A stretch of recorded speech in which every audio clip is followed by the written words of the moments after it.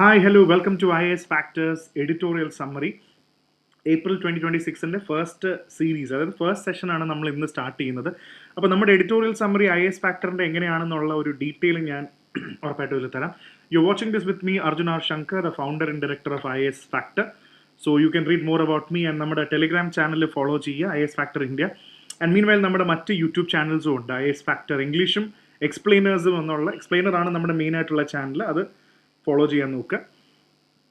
ഈ എഡിറ്റോറിയലിൽ പ്രധാനപ്പെട്ട ഒരു ആസ്പിരൻ്റ് എന്ന രീതിയിൽ ഒരു എഡിറ്റോറിയൽ വായിച്ചു കഴിയുമ്പോൾ ഉള്ള പ്രധാന പ്രശ്നം എന്ന് പറഞ്ഞാൽ, ഒന്ന്, പകുതിയും മനസ്സിലാവില്ല എന്താണ് എഴുതിയിരിക്കുന്നത്, അല്ലെങ്കിൽ ഇത് എന്താണ്, ഇതൊന്നും നമ്മൾ എന്താണ് ഒരു ആസ്പിരൻ്റ് എന്ന രീതിയിൽ ഒരു എഡിറ്റോറിയൽ വായിച്ചാൽ ഞാൻ എന്താണ് മനസ്സിലാക്കേണ്ടതെന്നുള്ള കാര്യവുമില്ല. അതുകൊണ്ട് തന്നെയാണ് ഓരോ എഡിറ്റോറിയലും നമ്മൾ ഇന്ന് ഒരു എഡിറ്റോറിയൽ കഴിയുന്ന സമയത്ത് എന്താണ് പ്രിലിംസ് ബോക്സ്, പ്രിലിംസിന് വേണ്ടിയുള്ള കുറച്ച് ഡയമെൻഷൻ എന്തൊക്കെയാണ്, മെയിൻസ് ഇൻ്റർവ്യൂ ലെവലിൽ നിന്ന് നമ്മൾ എന്തൊക്കെയാണ് ഈ ഒരു ടോപ്പിക്കിൽ നിന്നും ശ്രദ്ധിക്കേണ്ടതെന്നുള്ളൊരു കാര്യം. അതേപോലെ തന്നെ മെയിൻസിൻ്റെ രണ്ടോ മൂന്നോ ക്വസ്റ്റ്യൻസും കൂടെ ഉണ്ട്, എഴുതി നോക്കാനുള്ള ഒരു ക്വസ്റ്റ്യനും. And the most important being ഒരു MCQ ക്വസ്റ്റ്യനും കൂടെ ഞാൻ അതിനകത്ത് ഫോം ചെയ്തിട്ടുണ്ട്. സോ ദാറ്റ് പഠിച്ച കാര്യങ്ങളെ നമുക്ക് എഴുതാൻ പറ്റുമോ, അല്ലെങ്കിൽ ഈ തലത്തിൽ ചിന്തിക്കാൻ പറ്റുന്നുണ്ടോ, ഒരു MCQ സോൾവ് ചെയ്യാൻ പറ്റുന്നുണ്ടോ, ഇങ്ങനെയാണ് നമ്മൾ എഡിറ്റോറിയലിൽ ഒരു കോണ്ടന്റിനെ നമുക്ക് മൾട്ടിപർപ്പസ് ആയിട്ട് UPSC പ്രിപ്പറേഷനിലേക്ക് ഇൻ്റഗ്രേറ്റ് ചെയ്യാൻ പറ്റുന്നത്. So I am just gonna help you do that. ഇതാണ് നമ്മുടെ മെയിൻ ആയിട്ടുള്ള രീതികൾ. ഇന്നത്തെ നമ്മൾ ഡിസ്കസ് ചെയ്യാൻ പോകുന്ന ടോപ്പിക് എന്ന് പറയുന്നത് തന്നെ IIP, index of industrial production. എപ്പോഴും ന്യൂസ് പേപ്പറിൽ വരുന്നതാണ്. കോർ ഇൻഡസ്ട്രീസ്, ഇതിൻ്റെ പെർഫോമൻസ് കൂടിയും കുറഞ്ഞും വരും. എന്താണ് ഇതിൽ നിന്ന് നമ്മൾ മനസ്സിലാക്കേണ്ട കുറച്ച് കാര്യങ്ങൾ എന്നുള്ളത് നമുക്കിവിടെ നോക്കാം. And America versus Russia, Cuba oil ക്രൈസിസിലാണ്, അവിടെ പവർ ക്രൈസിസ് ഉണ്ട്. അപ്പോൾ ഇതിൽ റഷ്യ ഹെൽപ്പ് ചെയ്യുമ്പോൾ ആ ഒരു അമേരിക്കൻ ആംഗിൾ എന്താണെന്നുള്ളതും കൂടെ നമുക്ക് ഇതിനകത്തൊന്ന് ഡിസ്കസ് ചെയ്ത് പോകാം. ഇന്റർനാഷണൽ റിലേഷൻസിൽ USA, ഇറാൻ, ഇസ്രായേൽ വാറിൽ കുറേ കാര്യങ്ങളുണ്ട്. ഇതിനകത്ത് പ്രധാനമായിട്ടും നോക്കേണ്ട കുറച്ച് കാര്യങ്ങൾ, നമ്മൾ മനസ്സിലാക്കേണ്ട വാറിൻ്റെ കുറച്ച് കാര്യങ്ങളോട് മറ്റ് കാര്യങ്ങൾ ഏതൊക്കെയാണെന്ന് നോക്കാം. പ്രധാനമായിട്ട് ബാറ്റിൽ ഓഫ് കർബാലയെക്കുറിച്ച് പറയുന്നുണ്ട്. സോ ഇറാൻകാർ ഏറ്റവും കൂടുതൽ വലിയ റെഫറൻസ് കൊടുക്കുന്ന ഒരു ബാറ്റിലും കൂടെയാണ് കർബാല. അപ്പോൾ അത് ഏതാണെന്നും കൂടെ എന്താണെന്നും കൂടെ ഒരു കോണ്ടെക്സ്റ്റ് നോക്കാം. ഡിസാസ്റ്റർ 16th ഫിനാൻസ് കമ്മീഷനിൽ ഒരു സ്റ്റേറ്റിൻ്റെ സപ്പോർട്ടിന് വേണ്ടി ഡിസാസ്റ്റർ റെസിലിയൻസ് മാപ്പ് ചെയ്തിട്ടുണ്ട്. അപ്പോൾ കുറേ ക്രൈറ്റീരിയ അതിനകത്ത് കൊണ്ടുവന്നിട്ടുണ്ട്. എങ്ങനെയാണ് ഒരു സ്റ്റേറ്റിൻ്റെ ഡിസാസ്റ്റർ മാനേജ്മെൻറ്റ് ചെയ്യുന്നത്, അതിൽ ഒരു സ്കോർ കാൽക്കുലേറ്റ് ചെയ്തിട്ടുണ്ട്. ആ സ്കോർ എങ്ങനെ കാൽക്കുലേറ്റ് ചെയ്യാം എന്നുള്ളതും കൂടെ നമുക്ക് ഇതിനകത്തുനിന്ന് മനസ്സിലാക്കാൻ പറ്റും. അതേപോലെ ചീഫ് ഇലക്ഷൻ കമ്മീഷണറിനെ റിമൂവൽ ഇപ്പോൾ ഇംപീച്ച്മെൻ്റ് എന്ന് പറയുമോ അതോ റിമൂവൽ എന്നാണോ പറയുന്നത്, ചീഫ് ഇലക്ഷൻ കമ്മീഷണറിനെയൊക്കെ മാറ്റാൻ പറ്റുമോ, അല്ലെങ്കിൽ അതിൻ്റെ പ്രൊസീജിയർ എന്താണ്, article 324 of the Indian constitution, ഇത്രയും കാര്യങ്ങൾ നമുക്ക് വളരെ ഡീറ്റെയിൽഡ് ആയിട്ട് നമുക്കൊന്ന് ചെക്ക് ചെയ്ത് നോക്കാം. So let's begin the session. നമ്മുടെ പ്രധാനപ്പെട്ട സെഷൻ സ്റ്റാർട്ട് ചെയ്യാം. ഇതിൽ IIP എന്ന് പറയുമ്പോൾ തന്നെ ഇതിനകത്ത് പ്രധാനപ്പെട്ട നോക്കിയാൽ മതി. ഇതിനകത്ത് ആദ്യം മനസ്സിലാക്കേണ്ടത് ഈ ഒരു IIP എന്ന് പറയുമ്പോൾ എന്താണ് ഈ ഇൻഡെക്സ് ഓഫ് ഇൻഡസ്ട്രിയൽ പ്രൊഡക്ഷൻ എന്ന് പറയുന്നതും, ഇതിനകത്ത് വേറൊരു കാര്യം കൂടെ എന്താ, 8 കോർ ഇൻഡസ്ട്രീസ്. ഈ 8 കോർ ഇൻഡസ്ട്രീസിൻ്റെയും സ്കോർ ശരിക്കും ഈ IIP എന്ന് പറഞ്ഞു കഴിഞ്ഞാൽ നമ്മുടെ ഇൻഡസ്ട്രി എങ്ങനെ ഗ്രോ ചെയ്യുന്നു, അത് കൂടിയോ അതോ കുറഞ്ഞോ, ഇൻഡസ്ട്രിയൽ പ്രൊഡക്ഷൻസ് കൂടിയോ കുറഞ്ഞോ എന്നൊക്കെ നമുക്ക് ഐഡൻറ്റിഫൈ ചെയ്യേണ്ടി വരും. സോ നമുക്ക് ഇവിടെ മനസ്സിലാക്കേണ്ട കുറച്ച് കാര്യങ്ങൾ നമുക്കതൊന്ന് ഫിൽട്ടർ ചെയ്ത് നോക്കാം. UPSC ഫിൽട്ടർ എന്ന് പറയുന്നത് നമ്മുടെ ഒരുപാട് എഡിറ്റോറിയലിനകത്ത് കുറേ കാര്യങ്ങളുണ്ട്. നമുക്ക് ആവശ്യമുള്ള കാര്യങ്ങൾ മാത്രം നമുക്ക് ഫിൽട്ടർ ചെയ്തെടുക്കാം. അങ്ങനെ ഫിൽട്ടർ ചെയ്തെടുക്കുമ്പോൾ നമുക്ക് കുറച്ച് കാര്യങ്ങൾ മനസ്സിലാവും. IIP കഴിഞ്ഞ കുറേ ഇതൊരു ഇൻഡെക്സ് ആണെന്ന് മനസ്സിലാക്കുക. ഇതൊരു ഇൻഡെക്സ് ആണ്. അപ്പോൾ ഇൻഡെക്സ് എന്ന് പറയുമ്പോൾ കുറേ എന്തൊക്കെയോ ഈ ഇൻഡെക്സിനെ കോൺട്രിബ്യൂട്ട് ചെയ്യുന്ന എന്തൊക്കെയോ കുറേ ഫാക്ടേഴ്സ് ഉണ്ട്. ഇൻഡസ്ട്രിയൽ, മാനുഫാക്ചറിങ്, മൈനിങ്, അങ്ങനെ കുറച്ച് കാര്യങ്ങളുണ്ട്. ഇതിൻ്റെ പെർഫോമൻസ് ആണ് IIP പറയുന്നത്. അത് ചിലപ്പോൾ ഈ മാസം കൂടി നിൽക്കാം, അല്ലെങ്കിൽ അടുത്ത മാസം കുറവായിട്ട് നിൽക്കാം. അപ്പോൾ ഇതിനെ ഡിറ്റർമൈൻ ചെയ്യുന്നതെന്ന് പറഞ്ഞാൽ ഇതിനകത്തുള്ള കുറച്ച് മെട്രിക്സ് ആണ്. ഇതിനകത്തുള്ള കുറച്ച് കാര്യങ്ങളാണ് ഈ ഇൻഡെക്സിനെ തീരുമാനിക്കുന്നത്. അപ്പോൾ ഈ അകത്തുള്ള കാര്യങ്ങൾ ഏതാണ്, ഇപ്രാവശ്യം ബെറ്റർ ആയോ ഇല്ലേ എന്നെല്ലാം നമുക്ക് ഒന്ന് ചെക്ക് ചെയ്ത് നോക്കാം. സോ ഈ IIP ഫെബ്രുവരിയിൽ 5.2% ബെറ്റർ ആയി എന്ന് പറയുമ്പോൾ among the best performance in nearly 2 years, ഏകദേശം അതുകൊണ്ടാണ് ഇത് ഈ ഒരു വളരെ എഡിറ്റോറിയൽ എടുക്കാൻ കാരണം തന്നെ. അപ്പോൾ IIP കൂടി എന്ന് പറയുമ്പോൾ 2 വർഷത്തിൽ നോക്കുമ്പോൾ 2 വർഷം കൊണ്ട് it has grown much more better. അതെന്തുകൊണ്ടാണ് ബെറ്റർ ആയത് എന്നുള്ളതും കൂടെ ഇതിനകത്തൊരു പാരഡോക്സ് ഉണ്ട് ഇപ്രാവശ്യം. അതെന്താണെന്നും കൂടെ മനസ്സിലാക്കാം. IIP എന്ന് പറഞ്ഞാൽ ഇൻഡസ്ട്രി എത്രത്തോളം പ്രൊഡ്യൂസ് ചെയ്യുന്നുണ്ട്, സോ എങ്ങനെയാണ് ഫാക്ടറി, മൈൻസ്, പവർ എല്ലാം ഇപ്പോഴത്തെ ഒരു ബേസ് പീരീഡ് വെച്ചിട്ടുണ്ടാവും. ഒരു ബേസ് പീരീഡ് വെച്ചിട്ട് മുന്നോട്ട് വരുന്ന ഓരോ വർഷങ്ങളിലും ഇത് ബെറ്റർ ആയോ, ഇത് വർഷം നന്നായോ ഇത് നന്നായോ എന്ന് പറയുന്ന രീതിയിൽ ഒരു കാൽക്കുലേഷൻ നടത്താൻ വേണ്ടിയാണ് IIP എന്ന് പറയുന്ന ഒരു ഇൻഡെക്സ് ഉള്ളത്. അപ്പോൾ രാജ്യത്തിന്റെ പ്രൊഡക്ഷൻ എത്രത്തോളം പോകുന്നുണ്ടെന്നുള്ളത് മനസ്സിലാക്കാൻ that is the most simple thing. I think this is clear first. And now let's quickly move on to IIPയുടെ മെയിൻ 3 ട്രാക്ക് സെക്ടേഴ്സ് ഉണ്ട്. IIP എന്ന് പറഞ്ഞാൽ മെയിൻ ആയിട്ട് കാൽക്കുലേറ്റ് ചെയ്യുന്നത് ഒന്ന് പ്രധാനമായും മാനുഫാക്ചറിങ് ആണ്. അതാണ് അതിൻ്റെ ലാർജസ്റ്റ് ഷെയർ പരീക്ഷയ്ക്ക് ചോദിക്കാം. ഏകദേശം factory, car, cloth, machine, manufacturing എന്ന് പറയുമ്പോൾ ഒരുപാട് കാര്യങ്ങൾ മാനുഫാക്ചറിങ് ഇൻഡസ്ട്രി ഉണ്ടല്ലോ. 2 മൈനിങ് ആണ്, ഏകദേശം 14% ക്രൂഡ് ഓയിൽ, ബാക്കി വരുന്നത് ഇലക്ട്രിസിറ്റിയാണ്, പവർ ജനറേഷൻ. അപ്പോൾ ഒരു ഓർഡർ നോക്കിക്കഴിഞ്ഞാൽ ഏറ്റവും കൂടുതൽ ഷെയർ നോക്കിക്കഴിഞ്ഞാൽ വി സ്റ്റാർട്ട് വിത്ത് മാനുഫാക്ചറിങ്, പിന്നെ അത് കഴിഞ്ഞാൽ മൈനിങ്, പിന്നെയാണ് ഇലക്ട്രിസിറ്റി വരുന്നത്. അപ്പോൾ ഇതാണ് ഇതിൻ്റെ ഒരു കോൺഫിഗറേഷൻ, എത്രത്തോളം IIP ട്രാക്ക് ചെയ്യുന്നുണ്ടെന്നുള്ളത്. അപ്പോൾ ഇതൊരു ക്ലാരിറ്റിയാണ്, നമുക്ക് മനസ്സിലാക്കാൻ പറ്റും. അപ്പോൾ ഇതിൻ്റെ പെർഫോമൻസ് വെച്ചിട്ടാണ് IIP കണക്ക് കൂട്ടപ്പെടുന്നത്. ഇപ്രാവശ്യം ബെറ്റർ ആയി എന്ന് പറഞ്ഞു കഴിഞ്ഞാൽ ഇതിൻ്റെ അർത്ഥം ഇതെല്ലാം ബെറ്റർ ആയി എന്നല്ല, ഇൻഡസ്ട്രി ബെറ്റർ ആയി എന്നുള്ളതാണ് നമുക്ക് മനസ്സിലാക്കേണ്ടത്. ഇനി പ്രധാനപ്പെട്ട ഈ ഒരു സംഭവം കൂടെ നോക്കിക്കോളൂ. IIP ഇൻക്രീസ് ചെയ്തു എന്ന് പറഞ്ഞാൽ എക്കോണമി നന്നായിട്ട് ഗ്രോ ചെയ്യുന്നു എന്നുള്ളതാണ്. എക്കണോമിക്സ് ടോപ്പിക്കുകൾ കുറച്ചുകൂടെ സിമ്പിളായിട്ട് റിലേറ്റ് ചെയ്യാൻ പറ്റിക്കഴിഞ്ഞാൽ ഓക്കെയാണ്. IIP ഫോൾ ചെയ്യുകയാണെന്ന് പറഞ്ഞു കഴിഞ്ഞാൽ എക്കണോമി സ്ലോയിങ് ഡൗൺ, പ്രൊഡക്ഷൻ കുറയുന്നു, എക്കണോമിക് ആക്ടിവിറ്റി ഇല്ല എന്ന് പറയുന്നതാണ് ഇവിടെ മനസ്സിലാക്കേണ്ടത്. ഇനി പ്രധാനമായിട്ടും ഇത് ആര് റിലീസ് ചെയ്യുന്നതെന്ന് ചോദിച്ചു കഴിഞ്ഞാൽ മന്ത്ലി റിലീസ് ചെയ്യുന്നുണ്ട്. NSO, ഇതൊക്കെ പ്രിലിംസിന് ചോദിക്കാവുന്ന ചോദ്യങ്ങളാണ്. നാഷണൽ സ്റ്റാറ്റിസ്റ്റിക്കൽ ഓഫീസാണ് ഈ കാണുന്ന IIP റിലീസ് ചെയ്യുന്നത്. അപ്പോൾ ആര് എന്ത് എന്നുള്ളൊരു കോൺസെപ്റ്റ് ഇവിടെ ക്ലിയർ ആയിട്ടുണ്ട്.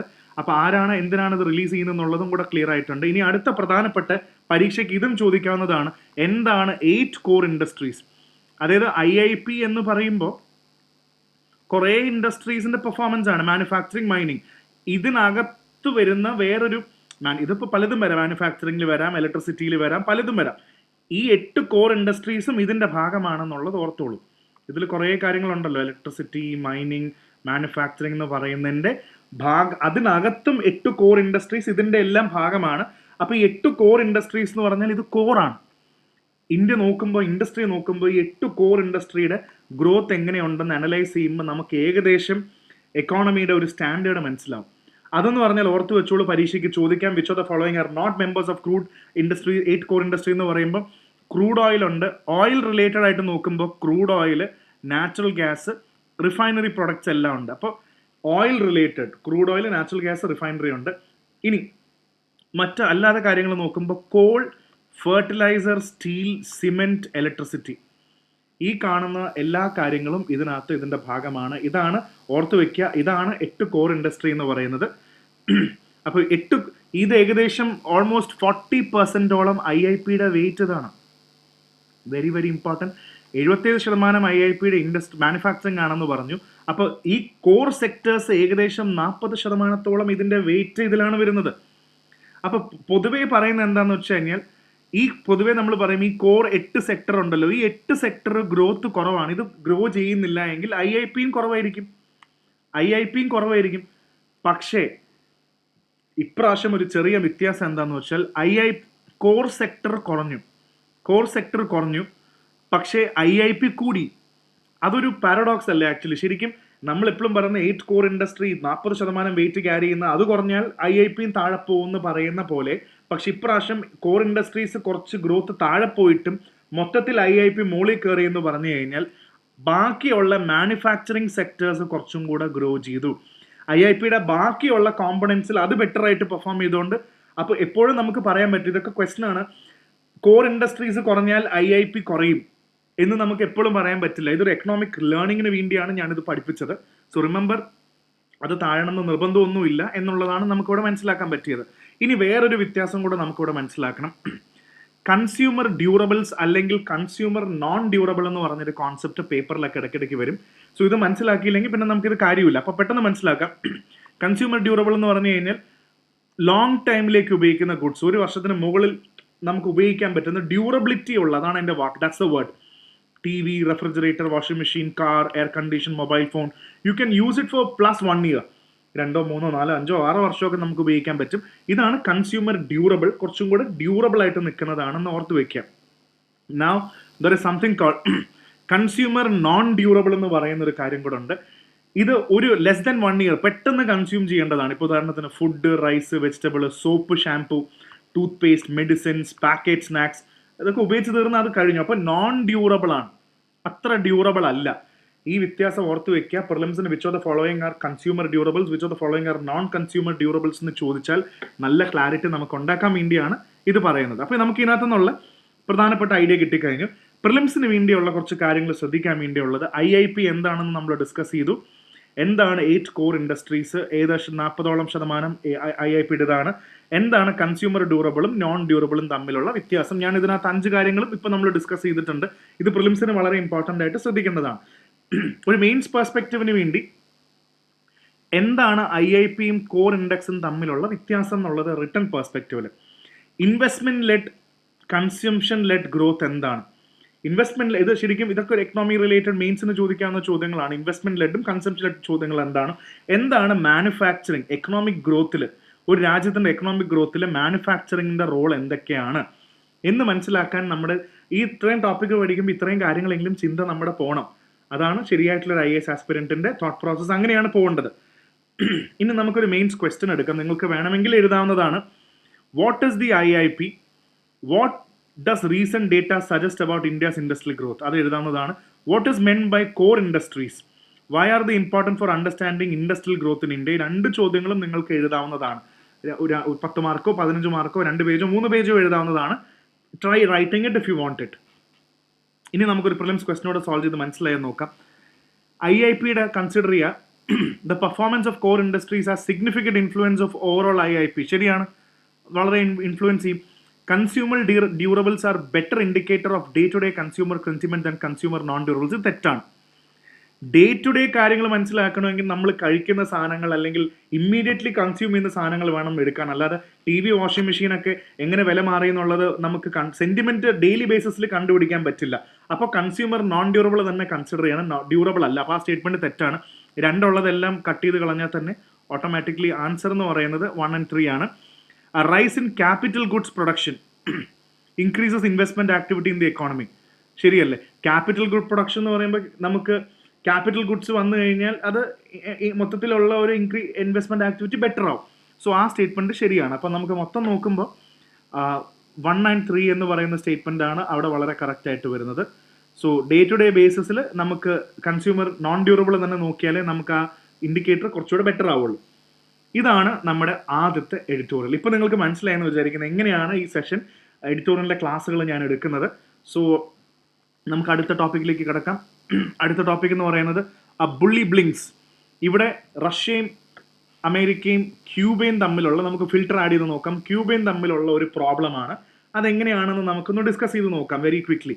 സോ ഇവിടെ നോക്കേണ്ടത് ആദ്യം USA ക്യൂബ എന്ന് പറയുന്ന US-ഉം ക്യൂബയും തമ്മിൽ വളരെ പണ്ട് തൊട്ടേ ഉള്ള ഒരുപാട് പ്രശ്നങ്ങളുണ്ട്. ക്യൂബൻ ക്രൈസിസും. ക്യൂബ പണ്ട് തൊട്ടേ കമ്മ്യൂണിസ്റ്റ് ഗവൺമെന്റിന് വളരെ പോപ്പുലർ ആയിട്ടുള്ള ഒരു ഗവൺമെന്റും കൂടാണ് ക്യൂബ. അപ്പോൾ ഇപ്പുറത്തെ സൈഡിൽ ക്യൂബ എന്താണെന്ന് വെച്ചാൽ ക്യൂബയ്ക്കും ഇലക്ട്രിസിറ്റി അല്ലെങ്കിൽ ഓയിൽ എല്ലാം ഡിപ്പെൻഡൻ്റ് ആണ്. ക്യൂബ കംപ്ലീറ്റ്ലി ഇമ്പോർട്ട് ചെയ്തുകൊണ്ടിരിക്കുകയാണ്. അപ്പോൾ ഇവിടെ ക്യൂബയിൽ US-ന് കുറേ ഇൻട്രസ്റ്റ് ഉണ്ട് പണ്ട് തൊട്ടേ. ഇപ്രാവശ്യം അമേരിക്കയ്ക്ക് ക്യൂബയിൽ കുറേ ഇൻട്രസ്റ്റ് ഉണ്ട്. അത് അവിടുത്തെ ഗവൺമെന്റ് മാറ്റാനായിരിക്കും. ഇത് തന്നെയാണ് അവർ വെനിസ്വേലയിൽ ചെയ്തത്. അവർക്ക് ആവശ്യമുള്ള ആളെ അവർ അറസ്റ്റ് ചെയ്ത് അമേരിക്കയിൽ കൊണ്ടുവന്ന പോലെ തന്നെ ക്യൂബയിലും അവർക്ക് കുറച്ച് കാര്യങ്ങളുണ്ട്. അപ്പോൾ ക്യൂബയെ പണിഷ് ചെയ്യാണ്. So they are going to create something called as an economic blockade. ഒരു എക്കണോമിക് ബ്ലോക്കേഡ് കൊണ്ടുവരാൻ പോവുകയാണ്. ക്യൂബയെ പണിഷ് ചെയ്യുകയാണ്. അപ്പോൾ ക്യൂബയിലേക്ക് ഓയിൽ കൊണ്ടുവരാൻ സമ്മതിക്കാതിരിക്കുക. ക്യൂബ അപ്പോൾ പ്രഷറിലാവും. പക്ഷേ ഈ ക്യൂബയെ അമേരിക്കയുടെ ഫ്രണ്ട്സ് ആരും ക്യൂബയെ സഹായിക്കില്ല. കാരണം എൻ്റെ ഫ്രണ്ട്സ് ആയിരിക്കണം, ഞാൻ പറയുന്നത് കേൾക്കണം. So there is an economic blockade. അപ്പോൾ ഈ സമയത്താണ് മറ്റ് രാജ്യം, റഷ്യ എന്ന് പറയുന്ന വളരെ സ്ട്രോങ് ആയിട്ടുള്ള രാജ്യം, ക്യൂബയ്ക്ക് ഓയിലും കൊണ്ടുവന്നു. പക്ഷെ അമേരിക്ക ഒന്നും ചെയ്തില്ല. കാരണം എന്താണെന്ന് വെച്ചാൽ റഷ്യ ആയതുകൊണ്ട് തന്നെ വളരെ ശ്രദ്ധിച്ച് വേണം റഷ്യയുടെ അടുത്ത് കളിക്കാൻ എന്ന് പറയുന്ന ആ ഒരു ലോജിക്കാണ് ഇവിടെ അപ്ലൈ ചെയ്യേണ്ടത്. You have to be very clear and very sure about when you play with Russia. So that is the logic here. അതാണ് ഇവിടെ നമുക്ക് മനസ്സിലാക്കേണ്ടത്. അപ്പോൾ അത് തന്നെയാണ് ഇനി അടുത്തത് പരീക്ഷയ്ക്ക് വേണ്ടിയുള്ള ഒരു ആസ്പിരന്റ് എന്ന രീതിയിൽ ക്യൂബ അല്ലെങ്കിൽ ഹൂബ, അവർ ഹൂബ എന്നൊക്കെ മെഹിക്കോ, ക്യൂബ എന്നൊക്കെ വിളിക്കുന്ന എവിടെയാണ്? ഇപ്പോൾ അമേരിക്കയുടെ സൈഡ് നോക്കിക്കഴിഞ്ഞാൽ ഹ്യൂസ്റ്റൺ, ന്യൂ ഓർലിൻസ്, മിയാമി ബീച്ച്, ഇതാണ് ഫ്ലോറിഡ. മിയാമി ബീച്ച് എന്ന് പറയുന്നത് അമേരിക്കൻ മിയാമി ബീച്ച്. അപ്പോൾ ഈ മിയാമി ബീച്ചിൻ്റെ സൈഡിൽ ഇപ്പോട്ട് നോക്കിക്കഴിഞ്ഞാൽ താഴെ മെക്സിക്കോ ഉണ്ട്. മെക്സിക്കോയുടെ താഴെ ഗ്വാട്ടേമാല എന്ന് പറഞ്ഞ സ്റ്റേറ്റ് ഉണ്ട്. ഇപ്പുറത്താണ് San Jose, Panama, Colombia, Venezuela, South America ഈ ഭാഗത്ത് കൂടാണ് താഴെ ഇറങ്ങുന്നത്. അപ്പോൾ ഈ ഗൾഫ് ഓഫ് മെക്സിക്കോയുടെ സൈഡിലാണ് ക്യൂബ കിടക്കുന്നത്. ഇപ്പുറത്തെ സൈഡിൽ വളരെ തൊട്ട് താഴെ, ക്യൂബയുടെ താഴേക്ക് പോയി കഴിഞ്ഞാൽ നമുക്ക് ജമൈക്ക കാണാൻ പറ്റും. ഇപ്പുറത്തെ സൈഡിൽ ഡൊമിനിക്കൻ റിപ്പബ്ലിക് ഇവിടെയാണ്, മുകളിലാണ് ബഹാമാസ് എന്ന് പറയുന്നത്. സോ എവിടെയോ നമുക്ക് അമേരിക്കയുടെ സൈഡിൽ, മെക്സിക്കോയുടെ താഴെ നോക്കിക്കഴിഞ്ഞാൽ ഗൾഫ് ഓഫ് മെക്സിക്കോയുടെ സൈഡിൽ ക്യൂബ നമുക്ക് കാണാൻ പറ്റും. ജമൈക്ക തൊട്ട് താഴെയാണ്. അപ്പോൾ ഈ ജോഗ്രഫിക്കൽ സെൻസ് വളരെയധികം ക്ലാരിറ്റി ഉണ്ടാവണം എന്നുള്ളത് വളരെ ഇമ്പോർട്ടൻ്റ് ആണ് ഒരു ആസ്പിരൻ്റ് എന്ന രീതിയിൽ. Let's quickly move on. എന്താണ് ഇഷ്യൂ എന്ന് ചോദിച്ചു കഴിഞ്ഞാൽ ഇവിടെ സിവിയർ ആയിട്ടുള്ളൊരു ഫ്യൂവൽ ഷോർട്ടേജും, ക്യൂബയിൽ കറണ്ട് ഇല്ല. ഒരുപാട് വാർത്തകൾ വന്നിരുന്നു. ക്യൂബയിൽ പവർ കട്ട്സ് ഭയങ്കര കൂടുതലാണ്, ഇമ്പോർട്ടഡ് ഓയിൽ വരികയാണ്. സോ വേറെ നിവൃത്തിയില്ല, it has to go for. അവിടെ ഒരു ബേസിക്കലി അവർ ക്രിയേറ്റ് ചെയ്ത് എന്താണെന്ന് വെച്ചാൽ ഒരു എക്കണോമിക് ബ്ലോക്കേഡ് ക്രിയേറ്റ് ചെയ്തു.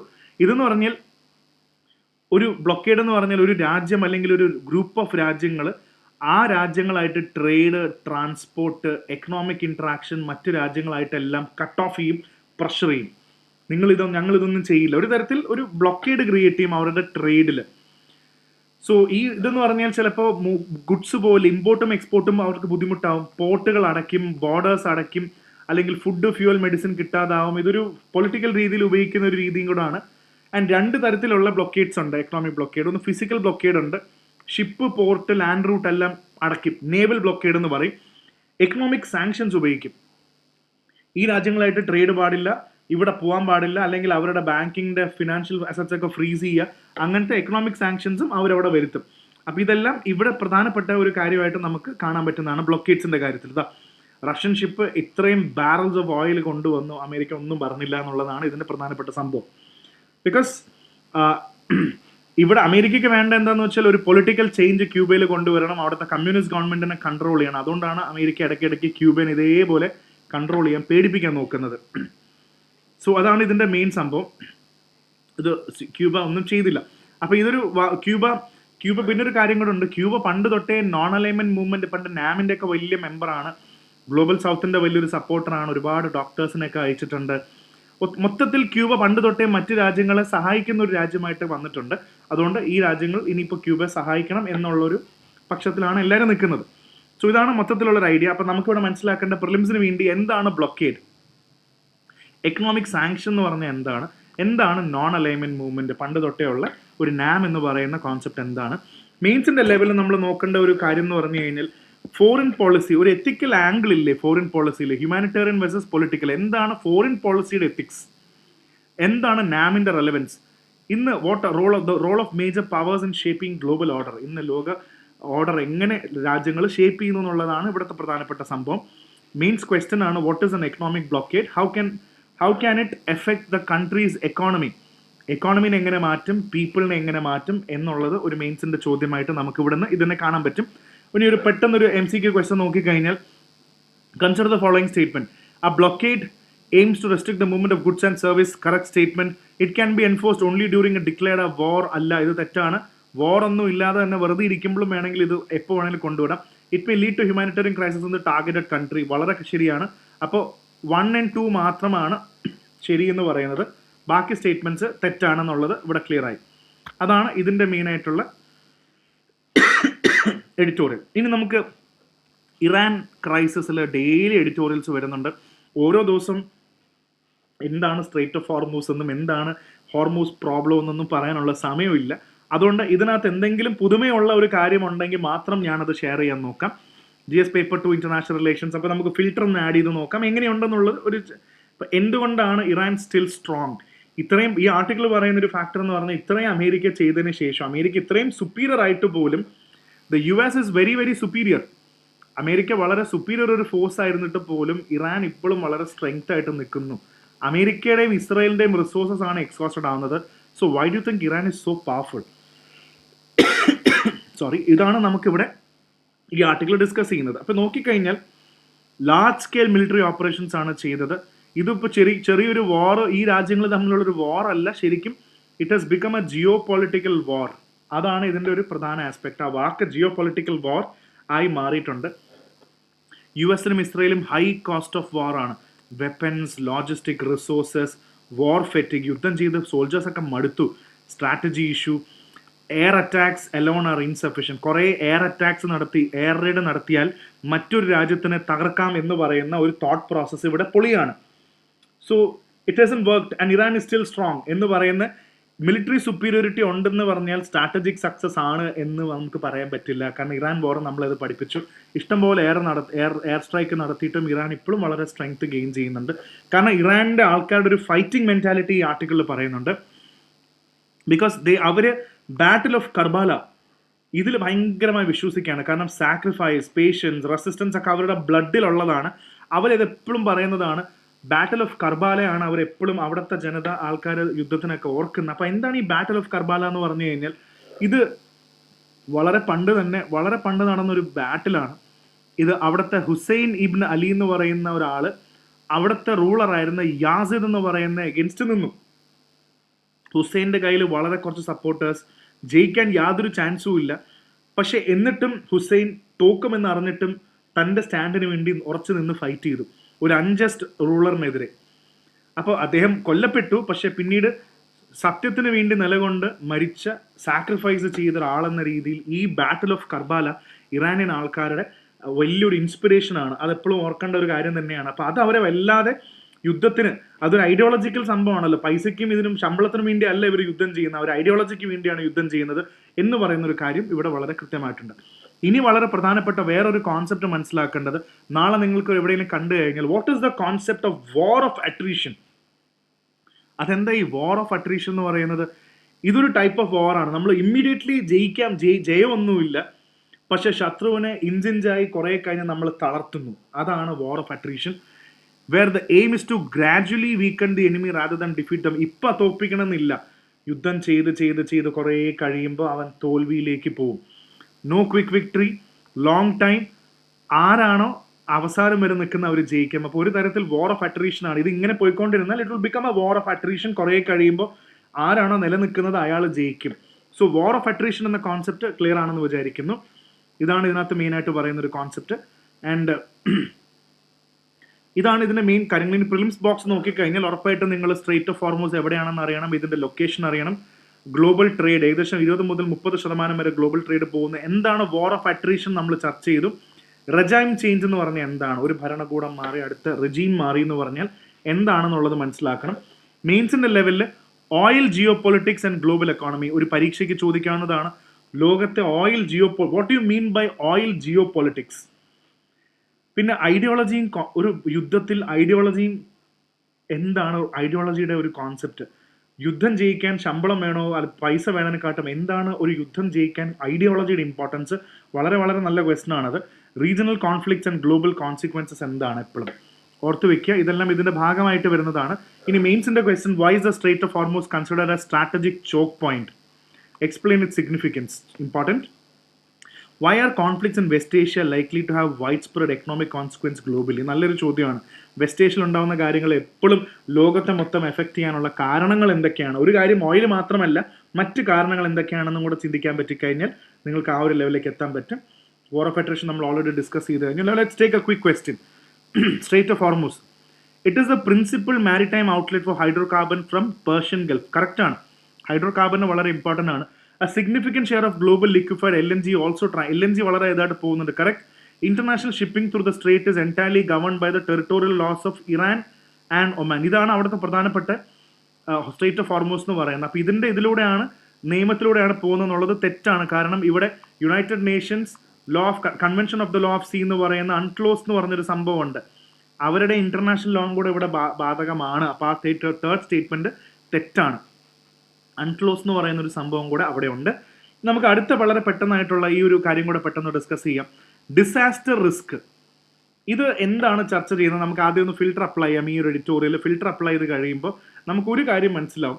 അതായത് 16th ഫിനാൻസ് കമ്മീഷൻ വരുന്നു. ഫിനാൻസ് കമ്മീഷൻ എന്ന് പറയുമ്പോൾ തന്നെ നമുക്കറിയാം വെർട്ടിക്കൽ ഡെവല്യൂഷൻ. ഇപ്പോൾ ഒരു കോർപ്പസ്, സെൻട്രലിലെ കോർപ്പസ് ഡിവിസിബിൾ പൂൾ, ഒരു പൂൾ ഉണ്ടെന്ന് വിചാരിക്കുക. ഇതിൽ കുറേ പൈസ ഓരോരോ സ്റ്റേറ്റിന് വീതിച്ചു കൊടുക്കണമല്ലോ. അതാണ് അതിൻ്റെ ഉത്തരവാദിത്തം. വളരെ സിമ്പിൾ പറയുകയാണെങ്കിൽ ഫിനാൻസ് കമ്മീഷൻ ഇങ്ങനെ A, B, C, D പല സ്റ്റേറ്റുകളുണ്ട്. അവിടെ നിന്നുള്ള ഒരു ഡിവിസിബിൾ പൂളിൽ നിന്നുള്ള പൈസ വളരെ ജുഡീഷ്യസ് ആയിട്ട് ആൾക്കാർക്ക് വീതിച്ചു കൊടുക്കണം. അപ്പോൾ ഇത് വീതിച്ചു കൊടുക്കുന്ന സമയത്ത് ഡിസാസ്റ്റർ എന്ന് പറയുന്ന ഒരു സംഭവം ഇവിടെ കൊണ്ടുവരികയാണ്. കാരണം ഒരു ഡിസാസ്റ്റർ സംഭവിച്ചു കഴിഞ്ഞാൽ, ഒരു ദുരന്തം സംഭവിച്ചു കഴിഞ്ഞാൽ ഇപ്പോൾ നാഷണൽ ഡിസാസ്റ്റർ ആണോ എന്നൊക്കെ ഉള്ളത് ആര് തീരുമാനിക്കും? വയനാട് നമ്മുടെ കേരളത്തിൽ പ്രശ്നം വന്നു, നമുക്ക് ധനസഹായം കിട്ടണമല്ലോ. അപ്പോൾ ഒരു ഡിസാസ്റ്റർ, ഇവിടെ ഒരു ഡിസാസ്റ്റർ വന്നു, ഈ ഒരു ഡിസാസ്റ്ററിന് നമുക്ക് ധനസഹായം കിട്ടണം. അപ്പോൾ ഇത് കിട്ടണമെങ്കിൽ ഇവർ സെൻറ്റർ ഫിനാൻസ് കമ്മീഷൻ ഒരു പുതിയ ഫോർമുല കൊണ്ടുവന്നിട്ടുണ്ട്. ആ ഫോർമുല എന്ന് പറഞ്ഞു കഴിഞ്ഞാൽ ആ ഫോർമുല ശരിയല്ല എന്നാണ് ഈ എഡിറ്റോറിയൽ പറയുന്നത്. അപ്പോൾ ഫോർമുലയിലെ പ്രശ്നം എന്ന് പറഞ്ഞാൽ അതിൻ്റെ ഫോർമുലയിൽ കുറച്ച് പ്രശ്നങ്ങളുണ്ട് എന്ന് പറയാൻ കാരണം എന്ത് ആസ്പെക്റ്റിലാണ് പറയുന്നതെന്ന് വെച്ച് കഴിഞ്ഞാൽ, ഒരു പോപ്പുലേഷൻ, ഇപ്പോൾ വയനാട് ദുരന്തത്തിൽ ഇത്രയും ആൾക്കാർ റിസ്കിലുണ്ടായിരുന്നു. എത്ര ആൾക്കാരാണ് റിസ്കിലുണ്ടായിരുന്നത്? അല്ലാതെ കേരളത്തിൻ്റെ മുഴുവൻ പോപ്പുലേഷൻ അല്ലല്ലോ നമ്മൾ എടുക്കേണ്ടത്. വയനാട് ആ ഒരു ഏരിയയിൽ എത്ര പ്രശ്നമുണ്ടായ ആ ആൾക്കാരുടെ പോപ്പുലേഷൻ, അല്ലാതെ കേരളത്തിൻ്റെ മുഴുവൻ പോപ്പുലേഷൻ അല്ല. ഇങ്ങനെ കുറേ ഫോർമുല തെറ്റാണെന്നാണ് ഇവർ ഈ എഡിറ്റോറിയലിൽ വാദിക്കുന്നത്. പലരും ഇതൊക്കെ അവരുടെ പേഴ്സണൽ വ്യൂസ് ആയിരിക്കും. നമുക്ക് അതിനകത്ത് പരീക്ഷയ്ക്ക് ആവശ്യമുള്ള കാര്യങ്ങൾ മനസ്സിലാക്കിയെടുക്കാം. എന്തായാലും കാര്യം മനസ്സിലായി. നമുക്ക് ഫോർമുല എങ്ങനെ മനസ്സിലാക്കാം? ഇവരൊരു പുതിയ DRI കൊണ്ടുവന്നു, disaster risk index, DRI, very important. Hazard into exposure into vulnerability. അപ്പോൾ ഹൈ റിസ്ക് സ്റ്റേറ്റ്സിന് കൂടുതൽ ഫണ്ട് കൊടുക്കണം എന്നാണ് ഇവർ പറയുന്നത്. പക്ഷേ ഇതിൻ്റെ അനുസരിച്ചിട്ട്, ഈ ഫോർമുല അനുസരിച്ചിട്ട്, ഈ ഫോർമുല എത്താൻ പോകുന്നതെന്ന് പറഞ്ഞാൽ കൂടുതൽ പോപ്പുലേഷൻ ഉള്ള ആൾക്ക് കൂടുതൽ ഫണ്ട് കിട്ടുന്നു എന്നുള്ളൊരു ലെവലിലേക്ക് ഇത് കാര്യങ്ങൾ പോകും. അത് തെറ്റാണ്. അപ്പോൾ അതിൻ്റെ ഒരു എക്സാമ്പിൾ നമുക്കിവിടെ ജസ്റ്റ് ഒന്ന് ഞാൻ വേണമെങ്കിൽ ഒരു ബ്രേക്ക് ഡൗൺ എടുത്തിട്ടുണ്ട്. ഇപ്പോൾ Hazard into exposure into vulnerability എന്ന് പറഞ്ഞപ്പോൾ ഹസാർഡ് എത്രത്തോളം ഫ്ലഡ്, സൈക്ലോൺ, ഭൂമികുലുക്കം ഒക്കെ വരുന്ന സ്ഥലമാണെന്നുള്ള ഒരു കാൽക്കുലേഷൻ ഉണ്ട്. ഹൈ ഡിസാസ്റ്റർ സ്റ്റേറ്റ് ആണെങ്കിൽ 8, ഏകദേശം 8. ലോ ഡിസാസ്റ്റർ ഒക്കെ ആണെങ്കിൽ 3 എന്നൊക്കെ പറയുന്ന രീതിയിലാണ് സ്കോർ ചെയ്ത് പോകുന്നത്, കൂടുതലും കുറവും. ഇതാണ് ഹസാർഡ്. എക്സ്പോഷർ, എത്രത്തോളം ആൾക്കാരാണ് റിസ്കിലുള്ളത്. വയനാട്ടിൽ എത്രത്തോളം ആൾക്കാർ റിസ്കിലുണ്ടായിരുന്നു. പക്ഷേ മൊത്തത്തിൽ കേരളത്തിൻ്റെ പോപ്പുലേഷൻ എല്ലാവരും റിസ്കിലാണെന്ന് പറയാൻ പറ്റില്ല. അതാണ് ഇവിടെ പ്രധാനം. ഇപ്പോൾ ബിഗ് പോപ്പുലേഷൻ ആണെങ്കിൽ 10, സ്മോൾ പോപ്പുലേഷൻ ആണെങ്കിൽ 2. അപ്പോൾ അതൊരു കാൽക്കുലേഷൻ നമുക്കിവിടെ കിട്ടി. എക്സ്പോഷർ. വൾണറബിലിറ്റി, അത് കാൽക്കുലേറ്റ് ചെയ്യുന്നത് ഇൻകം വെച്ചിട്ടാണ് ഒരു സ്റ്റേറ്റിൻ്റെ. അത് പുവർ സ്റ്റേറ്റ് എന്ന് പറഞ്ഞാൽ 8, ഹൈ വൾണറബിൾ ആണ്. റിച്ച് സ്റ്റേറ്റ് എന്ന് പറഞ്ഞാൽ 3. അവിടെയാണ് പ്രധാന പ്രശ്നം എന്ന് പറയുന്നത്. കേരള റിച്ച് ആണ്, പക്ഷെ അപ്പോൾ റിച്ച് ആയിട്ടുള്ള കേരളത്തിന് വൾണറബിലിറ്റി ഇല്ലേ? കേരളം ഇൻകത്തിൽ നല്ലതായതുകൊണ്ട് മാത്രം അപ്പോൾ ഞങ്ങൾക്ക് ഫണ്ട് തരത്തില്ലേ എന്ന് ചോദിക്കുന്ന പോലെ. അപ്പോൾ ഡിസാസ്റ്ററിൻ്റെ ലെവൽ നോക്കിയിട്ടല്ലേ ഫണ്ട് കൊടുക്കേണ്ടത്. അപ്പോൾ ഇതാണ് ഇതിൻ്റെ ഫോർമുല. ഇനി സാധാരണ ഒരു കോസ്റ്റൽ സിറ്റി, അതായത് ഒഡീഷ, കേരളത്തിൽ എപ്പോഴും ഡിസാസ്റ്റേഴ്സ് വരുന്നതാണ്, ഫ്ലൈക്ലോണും ഫ്ലഡൊക്കെ. അപ്പോൾ ഇവിടുത്തെ എക്സ്പോഷറും വൾണറബിലിറ്റി എല്ലാം കാൽക്കുലേറ്റ് ചെയ്ത് നോക്കുമ്പോൾ റിയൽ റിസ്ക് ഇപ്പോൾ ഹസാർഡ് 8 ഇട്ട് കൊടുത്തു, എക്സ്പോഷർ അവിടുത്തെ വേണമെങ്കിൽ ഒരു 5 ഇട്ട് കൊടുത്തു, വൾണറബിലിറ്റി 7 ഇട്ട് കൊടുത്തു. അപ്പോൾ 8 × 5 × 7 250 എന്ന് പറഞ്ഞ റിയൽ റിസ്ക് കാൽക്കുലേറ്റ് ചെയ്തു. ഇതേ സംഭവം ബീഹാർ, UP, അവിടെ population, exposure, Hazard, vulnerability calculate ചെയ്യുമ്പോൾ 3, 2, 6 ഇട്ട് കൊടുത്തു. അപ്പോൾ 36 വന്നുള്ളൂ. ഇവിടെ 280 അവിടെ 36 വന്നു. അപ്പോൾ പല കാറ്റഗറിയിൽ. പക്ഷേ ഇവിടെ ഇങ്ങനെയല്ല കാൽക്കുലേറ്റ് ചെയ്യുന്നതെന്നുള്ള നോക്കുക. Exposure is wrongly measured. Instead of people in dangerous zone they use total population. അപ്പോൾ ഈ ഗെയിം മാറും. നോക്കോ, ഇങ്ങനെയുള്ള കാൽക്കുലേഷൻ ഇപ്പോൾ മാറും. ഇതിപ്പോൾ ഹസാർഡ് അനുസരിച്ചിട്ടാണ് 36 ഇവിടെ. അവിടെ കൂടുതൽ ഹസാർഡ് ഉള്ളതുകൊണ്ട് അവിടെ അത്രയും സ്കോർ കിട്ടി. പക്ഷേ ഇനി നോക്കിക്കോളൂ, പോപ്പുലേഷൻ ആഡ് ചെയ്യുമ്പോൾ കാര്യം മാറാൻ പോകുന്ന ഒരു ഫാക്ടർ എന്ന് പറഞ്ഞു കഴിഞ്ഞാൽ, കോസ്റ്റൽ സിറ്റിയുടെ പോപ്പുലേഷൻ 10 മില്യൺ, എക്സ്പോഷർ 10. അപ്പോൾ 8 × 10 × 7 എന്ന് പറയുമ്പോൾ 560 ആണ് വരുന്നത് പോപ്പുലേഷൻ എടുത്തപ്പോൾ. എക്സ്പോഷർ ഇൻലൻഡ് സ്റ്റേറ്റ് ബീഹാർ ആ സ്ഥലത്ത് എടുത്ത് നോക്കിയപ്പോൾ അവിടെ പോപ്പുലേഷൻ 200 മില്യണാണ്. അപ്പോൾ 3 × 200 × 6 എന്ന് പറയുമ്പോൾ 3600. അപ്പോൾ ആ വാല്യൂ ഉണ്ടോ? മൊത്തം നോക്കുമ്പോൾ ഒരു ഡിസ്റ്റോർട്ടഡ് ഫിഗർ ആണ് ഇവിടെ കിട്ടുന്നത്. കോസ്റ്റൽ സ്റ്റേറ്റിൻ്റെ സ്കോർ 560, ഇൻലൻഡ് സ്റ്റേറ്റ് 3600. അപ്പോൾ 3600 ഉള്ള സ്കോറിന് കൂടുതൽ ഫണ്ട് കൊടുക്കണം എന്ന് പറയുന്നത് എന്ത് തെറ്റാണത്? അപ്പോൾ ഇങ്ങനെ കുറേ ഫോർമുല പ്രശ്നങ്ങൾ ഇവിടെ ഉണ്ട്. അത് മാറ്റണം എന്നാണ് ഇവിടെ പറയുന്നത്. അപ്പോൾ അത് പ്രത്യേകം ഓർത്ത് വെക്കുക. പിന്നെ ഈ ഇൻകം വെച്ചിട്ടും പറയാൻ പറ്റില്ല. ഇൻകം വെച്ചിട്ട് ഡിസാസ്റ്റർ വൾണറബിലിറ്റി എങ്ങനെ പറയുക? കേരളത്തിന് റിച്ച് ആണ്, പക്ഷേ പെർ ക്യാപിറ്റ ഇൻകം കൂടിപ്പോയത് ഒരു തെറ്റാണോ എന്നില്ല. അപ്പോൾ ശരിക്കും പറയേണ്ടത് അവിടുത്തെ housing, health, disaster preparedness, location of people ഒക്കെ വെച്ചിട്ടാണ് ശരിക്കും ഇത് പറയേണ്ടതെന്നുള്ളതാണ്. ഇപ്പോൾ കേരളത്തിൽ തന്നെ കണ്ടോ, അതായത് സിവിയർ ആയിട്ട് ഫ്ലഡ് വന്നു, പക്ഷേ വൾണറബിലിറ്റി സ്കോർ, ഇൻകം ഹൈ ആയതുകൊണ്ട് തന്നെ വൾണറബിലിറ്റി സ്കോർ കുറവാണ്. അപ്പോൾ അത് ശരിയായിട്ടുള്ള രീതിയല്ല. അപ്പോൾ ബെറ്റർ ആയിട്ടുള്ളൊരു വൾണറബിലിറ്റി ഇൻഡെക്സ് നമുക്ക് കൊണ്ടുവരണം എന്നുള്ളത് തന്നെയാണ് ഈ ആർട്ടിക്കിൾ നമ്മളെ മനസ്സിലാക്കി തരുന്ന ഒരു മെയിൻ ഫാക്ടർ എന്ന് പറയുന്നത്. ക്ലിയർ ആണെന്ന് വിചാരിക്കുന്നു. അപ്പോൾ ഇത്രയും കാര്യങ്ങൾ ഇതിനകത്ത് നിന്ന് പഠിക്കാനുണ്ടെന്നുള്ള ഒരു മെസ്സേജാണ്. അപ്പോൾ പ്രിലിംസ് ബോക്സിൽ തന്നെ നമുക്ക് മനസ്സിലാക്കണം എന്താണ് ഫിനാൻസ് കമ്മീഷൻ, അതിൻ്റെ റോള് ഫംഗ്ഷൻ എന്താണ്, ഡിസാസ്റ്റർ റിസ്ക് ഇൻഡെക്സ് എന്താണ്, ഹസാർഡ് എക്സ്പോഷർ വൾണറബിലിറ്റി H×E/V എന്ന് പറയുന്നത് എന്താണ് സ്റ്റേറ്റ് ഡിസാസ്റ്റർ റെസ്പോൺസ് ഫണ്ട്, അത് നമ്മളിതിൽ പറഞ്ഞിട്ടില്ല. പക്ഷെ എന്താണ് SDRF എന്നുള്ളതും കൂടെ നമ്മൾ കണ്ടെത്തി പഠിക്കേണ്ടതാണ്. ഇനി ഒരു ഇന്റർവ്യൂ മെയിൻസിലുള്ള നമ്മുടെ ചിന്ത പോകേണ്ടത് എന്തൊക്കെ ഫിനാൻസ് കമ്മീഷൻ അലോക്കേഷൻ ഫോർമുലയിൽ എന്തൊക്കെ ഇഷ്യൂസ് ഉണ്ട്, population versus risk based resource allocation, ഇത് വലിയൊരു ചർച്ച നമ്മളിപ്പോൾ ചെയ്തു. എന്തൊക്കെ ചലഞ്ചസ് ഉണ്ട് ഡിസാസ്റ്റർ റിസ്ക് മെഷർമെന്റിൽ, എന്തൊക്കെയാണ് ചലഞ്ചസ് നിലനിൽക്കുന്നതെന്ന് ചോദിച്ചാൽ അതിന്റെ ഉത്തരങ്ങൾ നമുക്ക് എഴുതാൻ പറ്റണം. Mains question 16 finance commission uses disaster risk index to allocate fund to states. Examine the limitation of this approach. Number 1,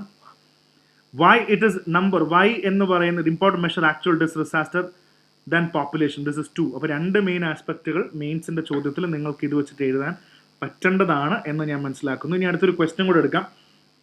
DRI വെച്ചിട്ട് it is calculated as the product of project hazard into exposure into vulnerability. Correct, നമ്മൾ പഠിച്ചുകൊണ്ട് ഇത് clear ആണ്. Exposure refers to the total population of a state, ഇത് തെറ്റാണ്. And vulnerability include socio economic infrastructure factor. So 1 and 3 എന്ന് പറയുന്നത് തന്നെയാണ് പിന്നെയും ഇതിന്റെ ഉത്തരം. സോ രണ്ടാമത്തെ സ്റ്റേറ്റ്മെന്റ് ടോട്ടൽ പോപ്പുലേഷൻ ഉള്ള ഏരിയ ആണ് ഉദ്ദേശിക്കുന്നത് എന്നുള്ളതാണ് ഇവിടെ മനസ്സിലാക്കേണ്ടത്. സോ എക്സ്പോഷർ എന്ന് പറയുന്നത് people living in flood plain, അത് വ്യത്യാസമുണ്ട്. But the population as that actually living in the hazard prone area ആണ് നമ്മൾ ഇതിൽ കാൽക്കുലേറ്റ് ചെയ്യേണ്ടത്. ഓക്കെ, സോ അടുത്ത നമ്മുടെ ലാസ്റ്റ് എഡിറ്റോറിയൽ എന്ന് പറയുന്ന മെയിൻ ആയിട്ടുള്ള കാര്യങ്ങൾ നമുക്ക് നോക്കാം. Impeachment with no winners. Election കമ്മീഷണർക്കെതിരെയൊക്കെ എന്തുകൊണ്ടാണ് ഇംപീച്ച്മെന്റ് പ്രൊസീഡിങ്സ് നടത്തുന്നതെന്ന് ചോദിച്ചു കഴിഞ്ഞാൽ നമുക്ക് ഫിൽട്ടർ അപ്ലൈ ചെയ്ത കാര്യം മനസ്സിലാക്കാം. വളരെ സിമ്പിളായിട്ട് മനസ്സിലാക്കി കഴിഞ്ഞാൽ election commissioner of India, the chief election commissioner of India എന്ന് പറയുന്നത്, അപ്പോൾ ഇതിനകത്ത് നമുക്ക് കുറച്ച് പൊളിറ്റിയുടെ ക്വസ്റ്റ്യൻസ് കിട്ടാനുണ്ട്. കുറേ പൊളിറ്റി ക്വസ്റ്റ്യൻസിനകത്ത് കിട്ടും. ഈ അടുത്ത് നടന്ന ഇലക്ഷനിൽ SIR കുറേ നടത്തി, കുറേ ആൾക്കാരെ ഡിലീറ്റ് ചെയ്തു, കുറേ ആൾക്കാരെ ആഡ് ചെയ്തു. ഇതിനകത്തൊന്നും ഒരു ക്ലാരിറ്റി ഇല്ല, ട്രാൻസ്പാരൻസി ഇല്ല എന്നുള്ള വലിയ ആക്ഷേപം ഉയർന്നതുകൊണ്ടാണ് ഇപ്പോൾ ചീഫ് ഇലക്ഷൻ കമ്മീഷണർ എന്ന് പറയുന്ന ആൾക്കെതിരെ ഇംപീച്ച്മെന്റ് എന്ന വാക്ക് ഉപയോഗിക്കൂ, റിമൂവൽ എന്നാണ് ഉപയോഗിക്കുന്നത്. റിമൂവൽ എന്ന് നമുക്ക് ഉപയോഗിക്കാം, അതാണ് ലീഗലി ശരിയായിട്ടുള്ള രീതി. പ്രസിഡന്റിനെ ഇംപീച്ച് എന്ന് പറയുന്ന പോലെ ഇവിടെ റിമൂവൽ ആണ് പറയുന്നത്. പക്ഷെ പല മീഡിയയിലും നമുക്ക് ഇംപീച്ച്മെന്റ് എന്ന വാക്ക് കാണാനുണ്ട്. ലോജിക്കലി ലീഗലി റിമൂവൽ എന്നാണ് നമുക്ക് ഉപയോഗിക്കേണ്ടത്. എന്തുകൊണ്ട് എങ്ങനെ നമുക്ക് റിമൂവ് ചെയ്യാൻ പറ്റും എന്നുള്ളതും കൂടെ നമുക്ക് മനസ്സിലാക്കാം. ഇവിടെ പ്രധാനമായിട്ടും ഈ പറയുന്ന ഇലക്ട്രൽ റോൾ റിവിഷൻ നടന്നല്ലോ, SIR നടന്നതുകൊണ്ട് തന്നെ ഒരുപാട് ബയസും ട്രാൻസ്പാരൻസി ഉണ്ട്. First time in history that such a formal notice has been against the sitting chief election കമ്മീഷണർക്കെതിരെ വരികയാണ്. പക്ഷെ ഇത് സക്സീഡ് ചെയ്യാനുള്ള ചാൻസ് കുറവാണ്. അപ്പോൾ സ്പെഷ്യൽ ഇൻറ്റൻഷൻ SIR നടന്നു, അത് സ്പെഷ്യൽ ഇൻറ്റൻഷൻ റിവിഷൻ നടന്നു, ഒരുപാട് ആൾക്കാരെ ഡിലീറ്റ് ചെയ്തു, ഒരുപാട് ആൾക്കാരെ അണ്ടർ വെരിഫൈ ചെയ്തു. അപ്പോൾ മൊത്തത്തിൽ ശരിയായില്ല എന്നുള്ളൊരു ആക്ഷേപം ഉള്ളത് കൊണ്ടാണ് ഇത് നടക്കുന്നതെന്നുള്ള ഒരു സംഭവം മനസ്സിലാക്കുക. പിന്നെ ഒപ്പോസിഷൻ പാർട്ടി പറയുന്നത് സുപ്രീം കോടതി ഇപ്പോൾ ഭയങ്കരമായി ഇലക്ഷനിൽ ഇൻവോൾവ് ചെയ്യുന്നുണ്ട്, which is not good. Judicial officers എല്ലാം ഡിസ്പ്യൂട്ടുകൾ പ്രശ്നം തീർക്കുന്നുണ്ട്. അപ്പോൾ ഒരു തരത്തിൽ ഇലക്ഷൻ കമ്മീഷന്റെ ജോലിയിൽ സുപ്രീം കോടതിയിൽ EC എന്ന് പറയുന്ന ഇലക്ഷൻ കമ്മീഷൻ മറ്റ് ബോഡീസിനെ കോർ ഫംഗ്ഷൻസിൽ ഇടപെടുത്തുകയാണ്. കോടതിനെയും ജുഡീഷ്യറിനെയൊക്കെ ഇടപെടുത്തുന്നത് ശരിയാണോ എന്നൊരു ചോദ്യം കൂടെ ഇവിടെ ചോദിക്കുന്നുണ്ട് അവരെ. ആൻഡ് ഇനി നമുക്ക് നോക്കാം മെയിൻ ആയിട്ടുള്ള പൊളിറ്റിയുടെ കുറച്ച് ക്വസ്റ്റ്യൻസ് നോക്കിക്കാം. ഇലക്ഷൻ കമ്മീഷൻ ഓഫ് ഇന്ത്യ എന്താണ്? അപ്പോൾ ഇന്ത്യയിൽ വി ഹാവ് 1 CEC, ഒരു CEC ആണുള്ളത്. 2 ഇലക്ഷൻ കമ്മീഷണേഴ്സ് ഉണ്ട്. ആ 2 എന്ന് പറയുന്ന വേർഡ് കോൺസ്റ്റിറ്റ്യൂഷനിലൊന്നും എഴുതിയിട്ടൊന്നുമില്ല. പണ്ട് it's A single member body ആയിരുന്നു. 93 ശേഷം ഇത് മൾട്ടി മെമ്പർ ബോഡി ആക്കി. ഇപ്പം 3 പേര് 2+1 എന്ന രീതിയിലാണ് പോകുന്നത്. ഈ 2 എന്ന് പറയുന്നത് കോൺസ്റ്റിറ്റ്യൂഷനിലുണ്ടോ? പ്രധാനപ്പെട്ട സംഭവമാണ്, ഓർത്തു വെക്കേണ്ടത്. അത് അങ്ങനെ അല്ല. അപ്പോൾ ആർട്ടിക്കിൾ 324 ആണ് കോൺസ്റ്റിറ്റ്യൂഷനിൽ പ്രധാനപ്പെട്ട സംഭവം. Superintendence direction and control of election. ഏതൊക്കെ ഇലക്ഷൻ കൺട്രോൾ ചെയ്യാം? പരീക്ഷയ്ക്ക് ചോദിക്കാം. Parliament election, state election, president election, vice പ്രസിഡന്റിന്റെ ഇലക്ഷൻ എല്ലാം ഇലക്ഷൻ കമ്മീഷനിങ് തന്നെയാണ് ചുമതലപ്പെടുത്തിയിരിക്കുന്നത്. സോ അത് ഓർത്ത് വയ്ക്കുക. Parliament, state election, president, vice president. ഇനി ഇലക്ഷൻ എന്ന് പറയുന്നത് consist of a chief election commissioner, such number of other election commission as the president of India may determine. President തീരുമാനിക്കുന്ന പോലെയാണ് അടുത്ത മെമ്പർ വരണോ വേണ്ടോ എന്നുള്ളത്, 2 എന്നുള്ളതല്ല എന്ന് പ്രത്യേകം ഓർത്ത് വയ്ക്കുക. അപ്പോൾ പ്രോസസ്സ് വളരെ സ്ട്രിക്റ്റ് ആണ്. ചുമ്മാ അങ്ങ് ചീഫ് ഇലക്ഷൻ കമ്മീഷണർ ചെയ്യാൻ പറ്റില്ല. കാരണം he has the protection similar to a judge of a supreme court. Very very important. ഒരു സുപ്രീം കോടതി ജഡ്ജിന്റെ അതേ പവറാണ് ചീഫ് ഇലക്ഷൻ കമ്മീഷൻ. അതുകൊണ്ട് തോന്നിയ പോലെയൊന്നും അങ്ങനെ നാളെ മുതൽ വരണ്ടെന്ന് പറയാൻ പറ്റില്ല. അപ്പോൾ എന്താണ് ഗ്രൗണ്ട് എന്ന് ചോദിച്ചു കഴിഞ്ഞാൽ, 1 പ്രൂവ്ഡ് മിസ്ബിഹേവിയർ, 2 ഇൻകപ്പാസിറ്റി. ഇതിലേതെങ്കിലും ഒന്ന് തന്നെ തെളിയിക്കണം. അപ്പോൾ അതിന് 2-3 സ്റ്റെപ്പ് ഉണ്ട്, 3-4 സ്റ്റെപ്പ് ഉണ്ട് ശരിക്കും പറഞ്ഞാൽ. ഒന്ന്, പാർലമെന്റിൽ ഒരു മോഷൻ പാസ് ചെയ്യണം. ഇത് ഐദർ ലോക്സഭയിലോ രാജ്യസഭയിലോ പാസ് ചെയ്യാം. പിന്നെ സ്പെഷ്യൽ മെജോറിറ്റി വേണം, അതായത് majority of the total membership of the house, total മെമ്പർഷിപ്പിന്റെ മെജോറിറ്റി വേണം. 2/3 sitting and present and voting, 2/3 members അവിടെ ഉള്ള പ്രസന്റ് ആൻഡ് വോട്ടിംഗിൽ അതിന് 2/3 മെജോറിറ്റി വേണം. ഇത്രയും ഉണ്ടെങ്കിലേ ഫസ്റ്റ് മോഷൻ കംപ്ലീറ്റ് ആവുള്ളൂ. രണ്ടുമിടത്തും ഇൻട്രൊഡ്യൂസ് ചെയ്യാം. സ്റ്റെപ്പ് 3 എന്ന് പറയുന്നത് ഇത് ലോക്സഭയിലും രാജ്യസഭയിലും അപ്രൂവ് ചെയ്യണം. അത് കഴിഞ്ഞ് president of India officially remove ചെയ്യണം ചീഫ് ഇലക്ഷൻ കമ്മീഷണറിനെ. ഇതാണ് ഇതിന്റെ 4 പ്രൊസീജിയർ എന്ന് പറയുന്നത്. ഇറ്റ്സ് നോട്ട് ഈസി, അങ്ങനെയൊന്നും പെട്ടെന്ന് ചെയ്യാൻ പാടില്ല. സോ ഒരു സുപ്രീം കോർട്ട് ജഡ്ജിനെ റിമൂവ് ചെയ്യുന്ന അതേ പൊസിഷനിൽ തന്നെയാണ് ഇത് വരുന്നത്. Can be remove by the president on the recommendation. ഇനി മറ്റ് ഇലക്ഷൻ കമ്മീഷണറിനെ റിമൂവ് ചെയ്യണമെങ്കിൽ പ്രസിഡന്റ് ചീഫ് ഇലക്ഷൻ കമ്മീഷണറുടെ അടുത്തുനിന്ന് ചോദിച്ചിട്ട് ചെയ്യാം എന്നുള്ള ഒരു കൺഫ്യൂഷൻ ഇവിടെ ഉണ്ട്. അപ്പോൾ 324 ക്ലോസ് 5 ആ കോൺസ്റ്റിറ്റ്യൂഷൻ പറയുന്നുണ്ട്, shall not be removed from his office except like manner on the grounds of a judge of supreme court. Supreme കോടതി ജഡ്ജിന്റെ ഉണ്ട്. അതിൽ ഇംപീച്ച്ഡ് എന്ന വാക്കില്ല, റിമൂവ്ഡ് എന്നേ ഉള്ളൂ. വളരെ ശ്രദ്ധിച്ച് നോക്കുക. ഇറ്റ് ഈസ് ഇംപീച്ച് എന്ന വാക്ക് എഴുതിയിട്ടില്ല, റിമൂവ്ഡ് എന്ന് മാത്രമേ ഉള്ളൂ. പക്ഷേ ഈ ടി വിയിൽ ഇന്ത്യൻ എക്സ്പ്രസ് NDTV-യിലൊക്കെ ഞാൻ ഒരുപാട് വാർത്ത കാണുമ്പോഴൊക്കെ ഇംപീച്ച്മെന്റ് മോഷൻ തുടങ്ങി എന്ന് പറയുന്നത് അത് അതിൻ്റെ ഒരു വിളിക്കുന്ന പേരാണ്. പക്ഷേ ശരിക്കും ലീഗലി ഇംപീച്ച്മെന്റ് എന്ന് എഴുതിയിട്ടില്ല. അത് വളരെ കൃത്യമായിട്ട് ഓർത്ത് വയ്ക്കുക. അപ്പോൾ ഇതിന് നമുക്ക് പ്രിലിംസ് ബോക്സിൽ വേണ്ടത് ഇലക്ഷൻ കമ്മീഷൻ ഓഫ് ഇന്ത്യയുടെ പൊസിഷൻ നോക്കുക, അപ്പോയിന്റ്മെന്റ് ആൻഡ് റിമൂവൽ നോക്കുക, ഇംപീച്ച്മെന്റ് വെസസ് റിമൂവൽ എന്താണെന്നും കൂടെ നമുക്ക് നോക്കുക. ഇതൊക്കെ പ്രധാനപ്പെട്ട കാര്യങ്ങളാണ്. മെയിൻസ് ലെവലിൽ ഇലക്ഷൻ കമ്മീഷൻ ഓഫ് ഇന്ത്യയുടെ ഇൻഡിപെൻഡൻസും അക്കൗണ്ടബിലിറ്റിയും നോക്കുക, ഇലക്ടറൽ റോൾ ഇന്റഗ്രിറ്റി എന്താണെന്ന് ചിന്തിക്കുക, role of judiciary in electoral process. ശരിക്കും ഇലക്ഷൻ പ്രോസസ്സിൽ ജുഡീഷ്യറിയുടെ റോൾ എന്താണ്? ഇതൊരു നല്ല മെയിൻസ് ക്വസ്റ്റ്യൻ ആണ്. എത്രത്തോളം ട്രാൻസ്പാരൻസി ആവശ്യമുണ്ട് ഇലക്ഷൻ കമ്മീഷന്റെ ഇതിന്റെ ഫംഗ്ഷനിങ്ങിൽ? നല്ല സ്ഥിരം GS2 ചോദിക്കാവുന്ന നല്ലൊരു ചോദ്യം. ഒരുപാട് സെറ്റ് ഓഫ് ചോദ്യങ്ങളുണ്ട്. The recent impeachment movement against the chief highlights growing concerns over electoral integrity and institutional trust. Discuss the challenges faced by EC in maintaining independence and accountability. രണ്ടിലും എന്തൊക്കെ ചലഞ്ചാണ് ഇലക്ഷൻ കമ്മീഷൻ ഫേസ് ചെയ്യുന്നുള്ള സാധനം കൂടെ ഇവിടെ ഓർത്തു വെക്കുക. Let's quickly take the question. Election കമ്മീഷന്റെ constitution specifies the exact number of election commission to be appointed. ഇല്ല, പ്രസിഡന്റ് തീരുമാനിക്കുന്ന പോലെയാണെന്ന് പറഞ്ഞു. Election commission is responsible for conducting elections to parliament ശരിയാണ്, സ്റ്റേറ്റ് ലെജിസ്ലേച്ചർ ശരി, office of the president, vice president ശരിയാണ്. ഇതെല്ലാം ശരിയാണ്. 324 നിന്നാണ് ഇത് വരുന്നത്. പിന്നെയും 2 and 3 മാത്രമാണ് ശരിയായിട്ടുള്ള ഉത്തരം. പ്രസിഡന്റ് തീരുമാനിക്കുന്ന പോലെയാണ് എത്ര മെമ്പേഴ്സ് വേണമെന്നുള്ളത്. ഇപ്പൊ നമുക്ക് 2 members, 2 election commissioner plus chief election commissioner ഇന്ത്യയിൽ ഉണ്ട് എന്നുള്ള സംഭവം കൂടെ മനസ്സിലാക്കുക. So decided by the president ആണ്. അപ്പോൾ ഏകദേശം നമ്മുടെ ഒരു ക്ലാസിന്റെ ഒരു രീതി മനസ്സിലായെന്ന് വിചാരിക്കുന്നു. നിങ്ങളുടെ അഭിപ്രായങ്ങൾ നിങ്ങൾ ഉറപ്പായിട്ടും കമന്റ് ചെയ്യണം. കൂടുതൽ ടോപ്പിക്കുകൾ വേണമെങ്കിൽ നിങ്ങൾക്ക് കമന്റ് ചെയ്യാവുന്നതാണ്. So get in touch with IAS factor and നമ്മുടെ ചാനൽസും ഉറപ്പായിട്ടും സബ്സ്ക്രൈബ് ചെയ്യാൻ നോക്കുക. And keep watching the sessions. Thank you.